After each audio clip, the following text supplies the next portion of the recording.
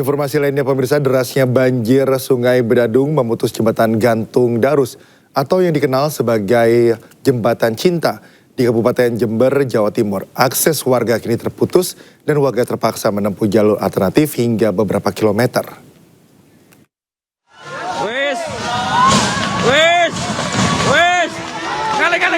Setrum. Air cepet naik. Kepanikan terjadi bersamaan dengan suara besi berderak saat jembatan gantung Darus atau yang biasa dikenal sebagai Jembatan Cinta bergoyang hebat sebelum airnya ambruk diterjang arus deras banjir Sungai Bedadung. Jembatan sepanjang 100 meter dengan ketinggian hampir 10 meter ini tak lagi bisa digunakan warga untuk menuju pasar, sekolah, ataupun tempat kerja. Akibatnya warga kini terpaksa harus memutar melalui jalur alternatif dengan jarak tempuh hampir 10 km. Menurut warga, jembatan ini merupakan akses tercepat yang menghubungkan Desa Ajung dan Sukorambi. Namun, intensitas hujan tinggi memicu banjir yang menghantam konstruksi jembatan hingga tak mampu menahan arus. Gini Pak, masalahnya hujannya terus-terusan mulai kira-kira jam 1 siang sampai malam, kira-kira kejadian jam 8, jam 9 roboh. Warga berharap pemerintah segera turun tangan untuk membangun kembali jembatan agar aktivitas ekonomi dan pendidikan bisa normal kembali. Dari Jember, Jawa Timur, Bambang Sugiarto, iNews melaporkan. Seorang pelajar hanyut terseret arus Sungai Silau, Kisaran, Asahan, Sumatera Utara. Korban ditemukan meninggal dunia setelah 2 hari dilakukan pencarian oleh tim SAR gabungan.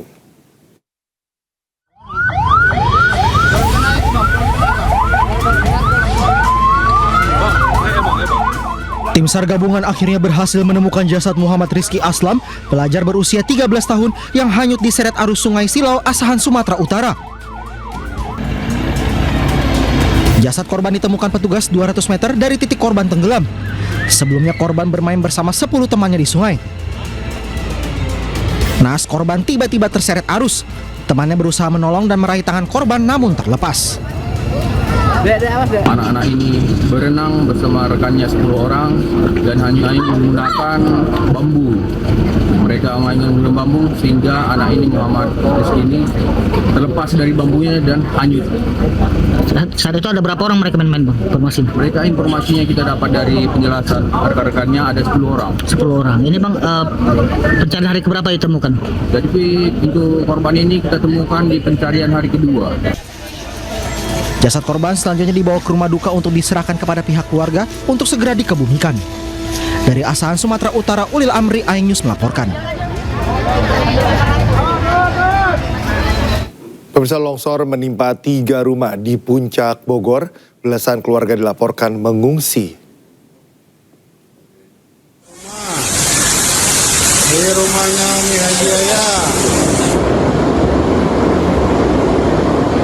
Hujan deras mengakibatkan tembok penahan tanah longsor menimpa 3 rumah di Puncak Bogor, Jawa Barat. TPT longsor, maksud kami tempat longsor juga mengakibatkan drainase yang meluap membanjiri 6 rumah di sekitarnya. Peristiwa ini dilaporkan terjadi pada Sabtu sore sekitar pukul 5. Total 9 rumah terdampak dan belasan keluarga mengungsi. BPBD Kabupaten Bogor melakukan penanganan dan pembersihan akibat longsor sejak malam hari. Petugas melakukan pembersihan material longsor yang menutup saluran air guna memperlancar aliran serta meminimalisir resiko banjir dan longsor susulan.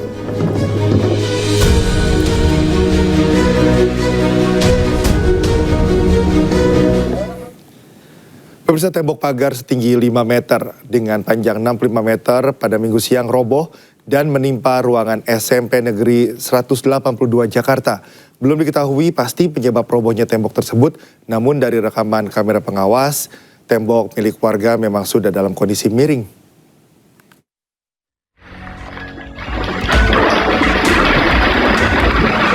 Tak ada hujan dan angin.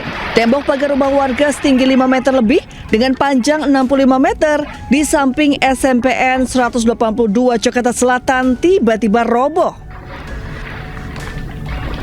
Beruntung tidak ada korban jiwa dalam insiden ini karena sekolah dalam kondisi libur dan tidak ada aktivitas di sekitar sekolah. Namun, insiden ini mengakibatkan salah satu ruangan di SMPN 182 mengalami kerusakan parah. Menurut PLT Kepala Sekolah, kejadian ini sudah dilaporkan kepada pihak kelurahan dan kepolisian.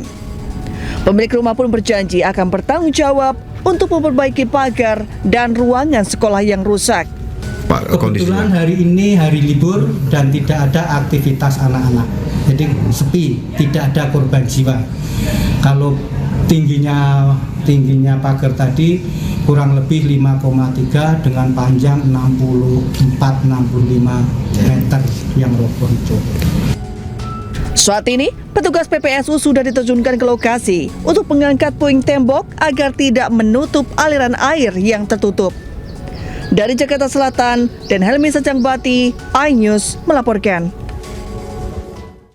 Polisi menangkap 2 pelajar SMP diduga pelaku pembunuhan terhadap temannya yang jasadnya ditemukan di kawasan Cisarua, Kabupaten Bandung Barat, Jawa Barat. Motifnya sakit hati karena diputus hubungan pertemanan.